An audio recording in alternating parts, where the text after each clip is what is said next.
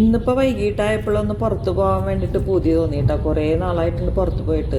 കാരണം റോഡ് പണി നടക്കണ കാരണം വൺ വേ ഉള്ളൂ തൃശ്ശൂർക്കുള്ള റൂട്ട്.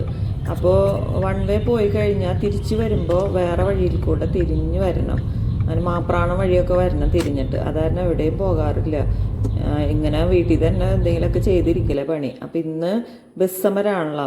ഹർത്താലിൻ്റെ അന്നല്ല, അത് ബസ് സമരം ഉണ്ടായ അന്നുണ്ട്. ബസ് സമരം ഉണ്ടായ അന്ന് ബസ്സുകളൊക്കെ കുറവല്ലേ. അപ്പോൾ തിരിച്ചു പോരുമ്പോൾ എന്തായാലും വൺ വേയിൽ ബസ് ഉണ്ടാവില്ലല്ലോ. അത് കാരണം പിന്നെ ആ വഴിയിൽ കൂടെ തന്നെ കയറി പോരാന്ന് വിചാരിച്ച് തിരിച്ച് ഇങ്ങോട്ട് പോരുമ്പോൾ അങ്ങനെ ഞങ്ങൾ ശക്തനിലെത്തിയിട്ടാണ്. ശക്തനിലതേ ആകാശപ്പാതിനെ കാണുന്നത്.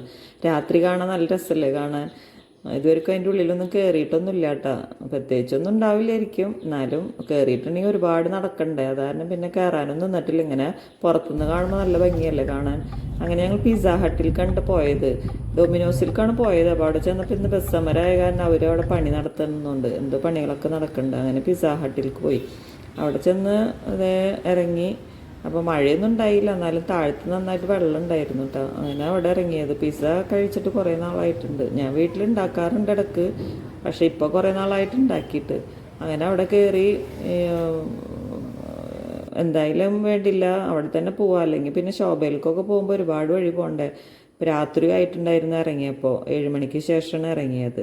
അപ്പം എന്തായാലും ഇവിടെ തന്നെ കയറാമെന്ന് വിചാരിച്ചു. അങ്ങനെ മെനു ഒക്കെ നോക്കുന്നുണ്ട്. അപ്പോൾ അവിടെ പിസ്സകൾ ഇന്നിപ്പോൾ തിൻ ക്രസ്റ്റ് മാത്രമേ അവൈലബിൾ ഉള്ളൂ എന്ന് പറഞ്ഞു. എന്തായാലും വേണ്ടില്ല, അതന്നെ കഴിക്കാമെന്ന് വിചാരിച്ച് അങ്ങനെ കുറച്ച് ഗാർലിക് ബ്രെഡ് ഓർഡർ ചെയ്തിട്ടുണ്ടായിരുന്നു. അപ്പോൾ അതും കൊണ്ടുവന്നു. പിന്നെ കൊക്കക്കോളയാണ്. അപ്പോൾ അതൊക്കെ കഴിക്കാൻ വേണ്ടി ഇരുന്നു കേട്ടോ. അപ്പോൾ തിൻ ക്രസ്റ്റ് വന്നു. തിൻ ക്രസ്റ്റ് വന്നപ്പോൾ ഞങ്ങൾ വിചാരിച്ചു തിൻ ക്രസ്റ്റ് സാധാരണ ഡൊമിനോസിലൊക്കെ മേടിക്കുമ്പോൾ ഇത്തിരി കട്ടിയൊക്കെ ഉണ്ടാവാറുണ്ട്. ഇതിൽ തീരെ കട്ടിയില്ല. നമ്മളെ ടോർട്ടിലോ ഇല്ലേ അതിൻ്റെ മുകളിൽ ചീസും സാധനങ്ങളൊക്കെ വെച്ച പോലെ തീരെ കട്ടി ഉണ്ടായില്ല. അങ്ങനെ അതും കഴിച്ച് വിശപ്പൊന്നും മാറിയില്ല ആരുടെയും.